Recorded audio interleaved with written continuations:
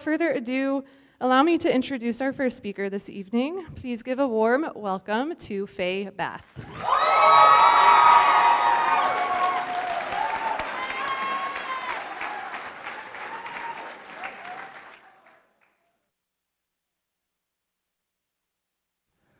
Is it on? Okay. Hi. Oh. Okay. Ritual is something that is found in every aspect of life. I would even argue that the act of living is one big ritual. Think about it. At 16, we learn to drive. We have prom and graduation ceremonies. At 21, we drink. Every year, we celebrate birthdays and holidays. We go through all of these milestones, anxious to reach the next. In a way, we are very much guided by these rituals and procedures that we live our lives by. Even this presentation is a milestone reached, signifying the end of my high school career. Hi, my name is Faye Bath, and for my SLED, I became a beekeeper. Okay, you're probably wondering, Faye, what does beekeeping have to do with ritual? Where is the connection? Well, let me break it down for you. Beekeeping is complex and difficult, and there are layers to each aspect of starting and maintaining a hive. And each expert has their own style of beekeeping, their own procedures that they follow religiously. These are the processes they use to ensure that their bees are able to thrive, and every beekeeper does it differently. Okay. This is Kaisa. She's a beekeeper based in Hilo, Hawaii, and she approaches beekeeping in a very unique way, starting with her belief about her role with the bees and the connection that the two of them share. She likes to do regular maintenance on her hive in a bikini, often omitting her protective gear, and she doesn't find bee suits necessary. She never shies away from being stung, as many beekeepers learn to do with time, because, bees sting. But unlike other keepers, she welcomes the poisonous wounds, believing that the bees are more in touch with our bodies than we are, and that they'll sting you intuitively in places needing attention. And this is Momi.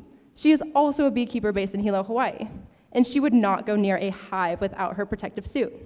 She's extremely cautious about her maintenance practices, and she's much less spiritually focused on the bees than Kaisa is. Just to paint the full picture, we're about to do the same task in these photos, and this is how Kaisa dressed us. Shout out Eli. And this is how Momi dressed us. Same task, different safety precautions. So all of this is to show that rituals created by each expert help them to feel comfortable with the process they go through when they beekeep. The routine they have mastered keeps them grounded, and it helps them to reach their end goal. The ideology behind taking different paths to ultimately get to the same destination, or to gain the same product, or to reach the same goal, is completely applicable to every aspect of life. High school, for example. This is one of the most variable experiences that people all over the world complete in different ways, ultimately to gain the same thing: a diploma. The experience of a Remsel high schooler is a unique experience through and through. While for a lot of students, the only milestones they have to guide them through school are dances and finals. But at Remsel, we have the rituals of going on trips to signify the passage of time and the reaching of each milestone. One of the biggest rituals Remsel has is the senior solo. The Remsel trips we get to go on from the time we're freshmen give us the knowledge and skill set needed to accomplish the final task of camping completely alone for 48 hours. To us, the seniors, this is the promised land. And this year, as seniors, we fought to have our solos put back on the itinerary when they were taken off to accommodate another trip. We advocated for them, and our administration listened. Ultimately, our solos had to be cut short because of a storm blowing through the state, but this wound up to be a gift in disguise. And that's when we took our solos into our own hands. A group of 10, including myself, executed our solos without the support of Remsel. And while having half of a solo experience under our belts, we set off to replicate the milestones as closely as we could. We stayed true to the strict procedures that the solos required. We ditched our technology, we lost track of time, and we brought no distractions except for an empty journal to keep track of our thoughts.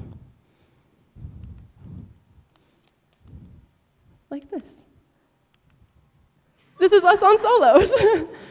To me, the idea that my classmates and I valued the rituals of Remsel so much that we would seek them out ourselves proved that the values ingrained in us from our time spent at Remsel has become as important as the graduation ceremony itself. We kept our vows of silence. We adventured capably alone into the woods, and we reached our milestones. Sitting in my little tent alone for 48 hours gave me a lot of time to think. I considered the lessons I had learned, both from Momi and Kaisa. I searched for a deeper meaning, but it didn't take me long to recognize that the very essence of each of their practices had left an impact.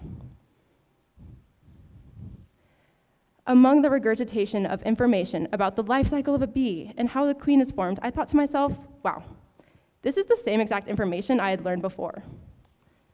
All of the complexities had made their way into my brain from both Kaisa and Momi saying the same exact things. How could such complex information be the same when both keepers practice in completely different ways? And that's when it hit me. It doesn't matter what little details each beekeeper found important or which ones they didn't. What matters is that they felt the sense of rhythm and ritual in the way that they performed their tasks. They found processes that grounded them and made them feel confident in their craft. That's the importance. I understood why it didn't matter that one of them wore protective clothing and the other didn't. I know that going camping isn't something you need to have done to graduate high school, but to me it is. And going on the Remsel trips and keeping the traditions passed down to us is something that I find grounding. It helps me to go through the test of time. So, I implore everyone here to find the rituals that they feel grounded by, as the act of life is one big ritual. Thank you.